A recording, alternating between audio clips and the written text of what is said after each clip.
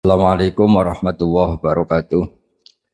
Rahmatuka ya ghafuru ya syakuru masalli wa sallim barik ala sayyidina maulana Muhammadin wa ala alihi wa sahbihi asmain amma ba'du.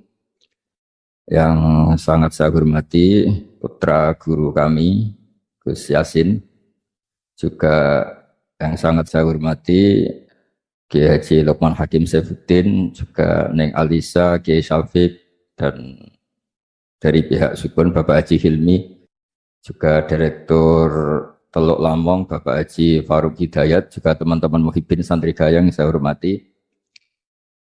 Tadi saya jam 9 ya, jam 9 pagi tadi ngaji Khataman Bukhari bersama para habaib di Kudus. Alhamdulillah selesai duhur, kemudian bisa pulang dan ikut hormat ngaji Santri Gayang. Ada dua kitab besar yang jadi pegangan fi ilmil hadis di hadis, yaitu Bukhari Muslim. Saya alhamdulillah tadi pagi ngaji Bukhari, sekarang saya mau ngaji Sahih Muslim tentang Mi'raj. Dari sekian cerita Mi'raj yang mungkin jarang disebutkan adalah riwayat di Sahih Muslim. Di kitab saya halaman 83 saya baca. Di antaranya dijelaskan falamma alawna sama ad-dunya. Jadi di peristiwa Mi'raj yang jarang diceritakan orang itu, Rasulullah itu ketemu Nabi Adam. Dan Nabi Adam itu disebutkan di sini faidan an yaminihi aswidatun wa an yasarihi aswidatun. Dari sisi kanan itu ada kelompok besar, dari sisi kiri juga kelompok besar. Saya baca teks aslinya ya, tabarruk ya, supaya dapat berkah dari bahasa Rasulullah SAW. Ini cerita Nabi ketika ketemu Nabi Adam. Fa idza nazara qibala yaminih dhahika wa idza nazara qibala shimalih baka. Nabi Adam ketika melihat ke kanan itu senyum-senyum, senang sekali. Tapi kalau melihat ke kiri itu nangis. Lalu Rasulullah SAW tanya ke malaikat Jibril, itu siapa? Itu Adam. Dan yang kelompok di kanan itu ahli surga, maka beliau kalau melihat senang sekali, dan kalau yang di kiri itu ahli neraka, kalau beliau melihat itu susah sekali. Artinya apa? Betapa susahnya jadi Nabi Adam itu. Jadi kalau misalnya ada koruptor ketangkep gitu ya, yang nangkep ya cucunya, yang ditangkep juga cucunya. Kalau kita punya anak 10 itu, terus yang satu misalnya nyuri milik temannya, milik saudaranya itu, sing naboi ya anaknya, yang ditaboi juga anaknya. Kayak apa tersiksanya seorang Nabi Adam? Karena nggak punya pilihan, pasti dari sekian kasus dolim dan mazlum, yang mendolimi maupun yang didolimi itu pasti anak cucunya. Jadi betapa susahnya seorang Nabi Adam. Jadi termasuk kearifan kita sebagai manusia itu belajar dari takdir yang kita hadapi, yaitu keterbatasan kita sebagai manusia. Kita harus bisa ngelola kegagalan, terima kodok kodar. Makanya kata Mbah Mun, abahnya Gus Yasin itu sering cerita ke saya, iman itu paling dhuwur itu iman kodok kodar, khairihi wa syarrihi minallah. Kita harus punya kesiapan iman khairihi wa syarrihi minallah. Bahwa segala kebaikan, segala syar itu sudah digariskan oleh Allah Ta'ala. Kita bisa apa sebagai manusia? Jadi pertama Nabi Muhammad ketemu di as-sama idunya, langit paling dekat, itu ketemu Nabi Adam dengan kondisi seperti tadi. Kalau melihat ke kanan itu senyum, karena itu anak-anak beliau, turunan beliau yang ahli surga. Kalau melihat ke kiri itu nangis, karena itu cucu beliau yang ditakdir tidak jadi orang baik.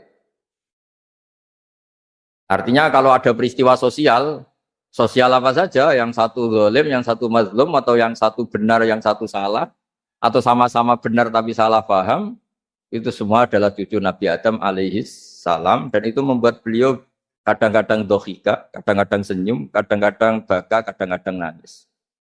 Jadi itu yang menjadikan tambahnya arifnya Rasulullah SAW. Saya teruskan.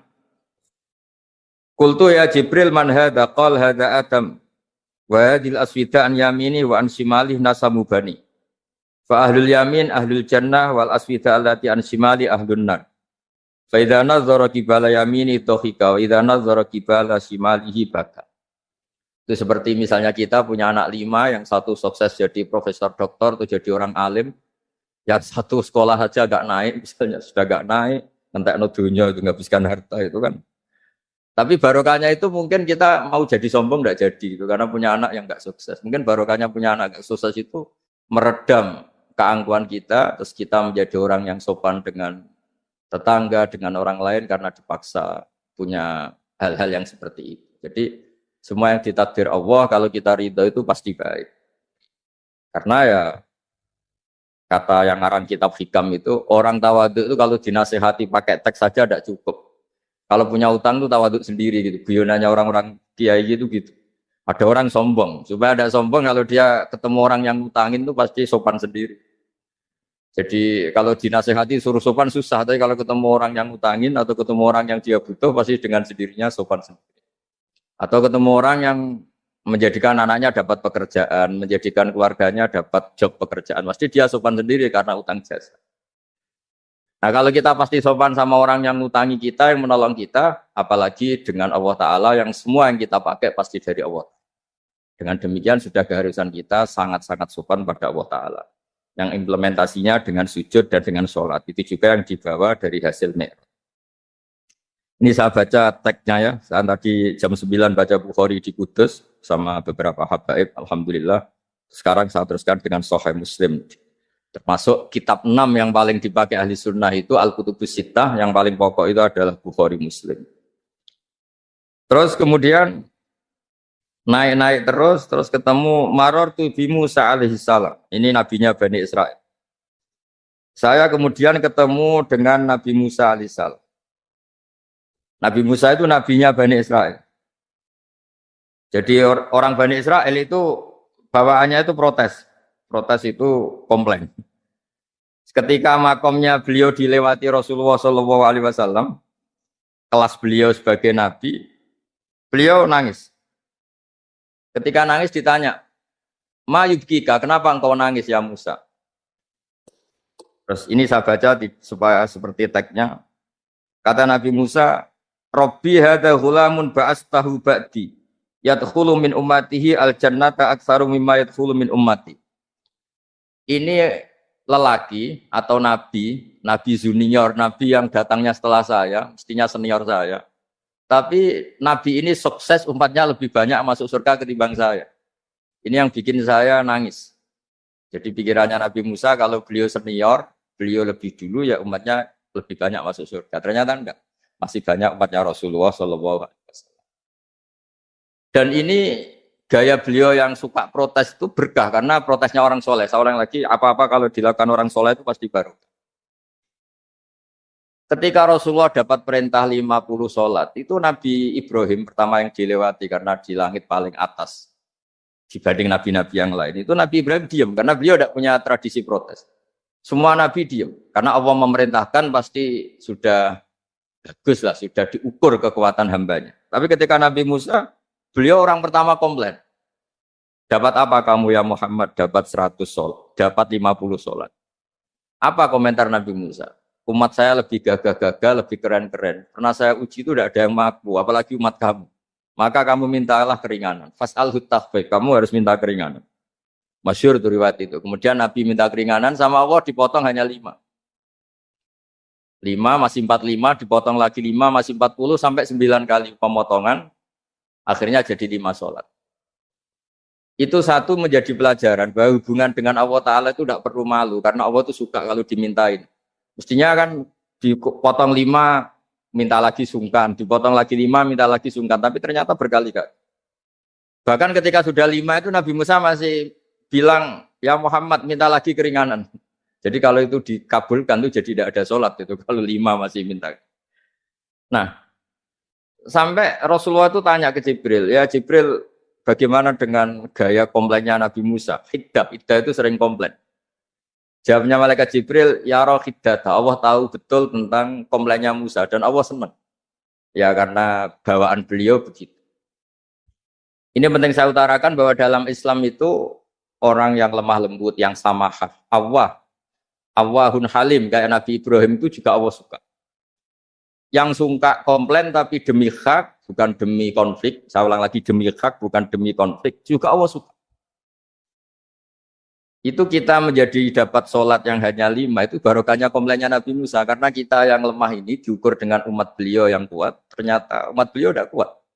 Barokahnya tidak kuat itu dipakai tolak ukur, apalagi umatmu ya Muhammad. Kemudian itu yang menjadikan Nabi sebagai orang yang sangat tawaduk, karena yang merintahkan itu senior. Meskipun kita tahu Nabi Muhammad itu Sayyidul Awwalin wal Akhirin, tapi secara lahir, secara jusmani beliau lahir paling belakang, dan secara lahir juga beliau Nabi paling terakhir. Jadi secara hukum adab beliau harus sopan. Tentu sopan itu jadi panutan kita. Meskipun kita tahu hakikat beliau adalah Sayyidul Awwalin wal Akhirin. Secara hakikat. Nanti kita bicara lebih jauh tentang jusmani dan rohani. Nah akhirnya keturutan sampai 5 sholat yang kita lakukan sekarang itu barokahnya komplainnya Nabi Musa. Banyak di cerita-cerita kitab hadis. Ketika Nabi Musa ngaji sama Nabi Khidir, itu komplainnya Nabi Musa menjadi fikih yang luar biasa, kata kitab Ibnu Hajar al-Asqalani, Fathul Bari. Ketika beliau ngaji sama Nabi Khidir, kemudian Nabi Khidir itu dipinjemin perahu sama masyarakat. Sudah dipinjemin karena beliau majanan ya, dikasih gratis. Tapi di tengah-tengah perjalanan perahunya itu dilubangi. Nabi Musa komplain, akhirat tahal itu friko ahla, masa kamu lubangin padahal kamu naik, nanti gimana, kamu sudah pinjem, nggak bayar, masih ngerusak lagi, itu apa-apaan. Nabi Khidir ya rileks saja, ilmu kamu belum cukup untuk menganalisis ini. Begitu juga ada 3 peristiwa yang Nabi Musa itu selalu komplain. Apa yang dikatakan Ibnu Hajar al-Asqalani itu kitab yang sangat bagus sekali. Justru dengan protes itu Nabi Musa punya kelas di atas Nabi Khidir, karena orang nggak boleh sukut alal mungkar, karena secara fikih orang itu nggak boleh mendiamkan sesuatu yang buruk. Kita tahu dalam aturan fikih di antara kewajiban kita adalah ingkarul mungkar, mengingkari sesuatu yang memang harus diingkari. Ya meskipun tentu tidak dengan sikap destruktif yang merusak dan apa, tapi yang nggak baik tentu kita ingkari. Perilaku Nabi Khidir yang melubangi perahu yang tidak miliknya, padahal yang punya perahu sudah menolong, itu perilaku yang nggak baik. Sehingga Nabi Musa protes. Justru protesnya Nabi Musa ini menjadikan beliau selalu di kelas fikih terbaik, yaitu ingkarul mungkar, mengingkari barang yang harus diingkari. Tapi tentu Nabi Khidir juga nggak salah, karena beliau punya perhitungan di depan nanti itu ada begal-begal, ada kekuatan yang nggak baik, yang selalu akan membegal perahu-perahu yang kondisinya sempurna. Nabi Khidir punya perhitungan, kalau ibarat mobil ini spionnya kok nggak dipecah, nggak diambil, itu termasuk mobil bagus, pasti digarong. Tapi gara-gara spionnya dipecah dulu sama Nabi Khidir, terus depannya dilumuri apa supaya agak menarik, ini selamat. Jadi perhitungannya Nabi Khidir, wa kana warahum maliku ya'khudhu kulla safinatin wasba. Di beberapa tafsir diartikan safinah solihah, karena di depannya nanti akan ketemu orang-orang yang dolim, yang selalu ngambil perahu-perahu yang bagus.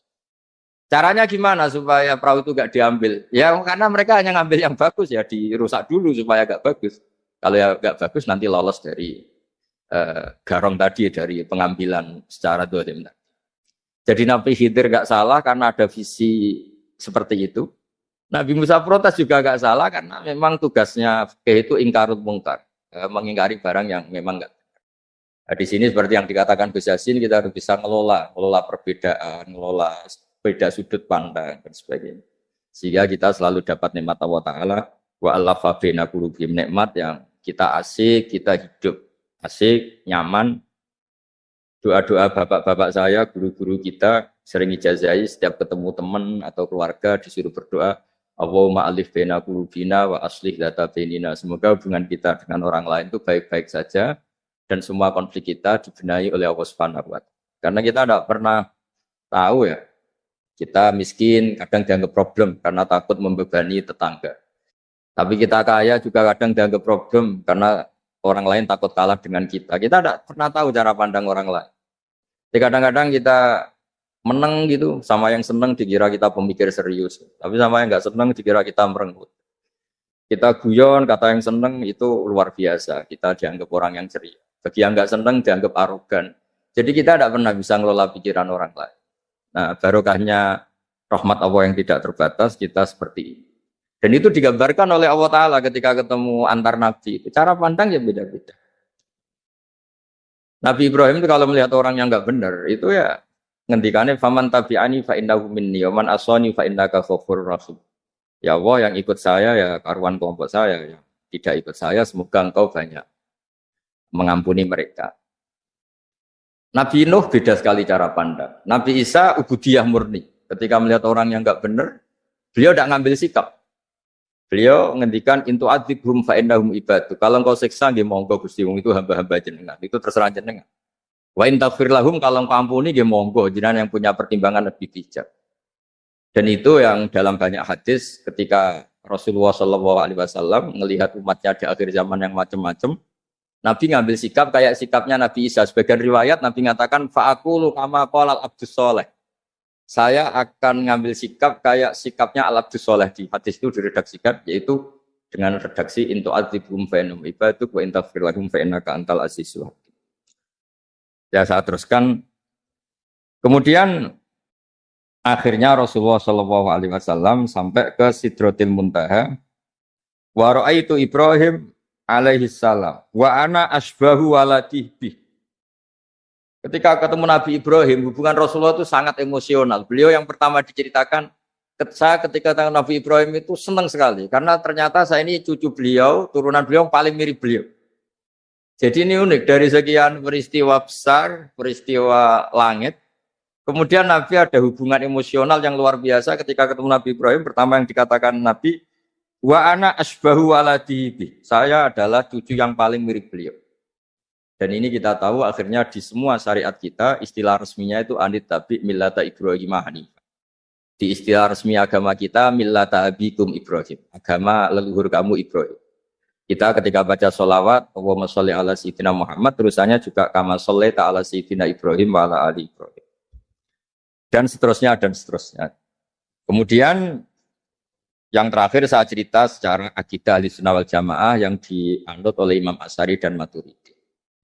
Meskipun secara lahir itu Nabi mengalami pertemuan dengan Allah di Sidratil Muntaha, tapi tetap saja kita cara pandang bahwa Allah Ta'ala itu mukhalafatul hawadis. Allah tidak bisa kamu andekan di satu tempat terus mengalami hal-hal yang kita alami sebagai makhluk.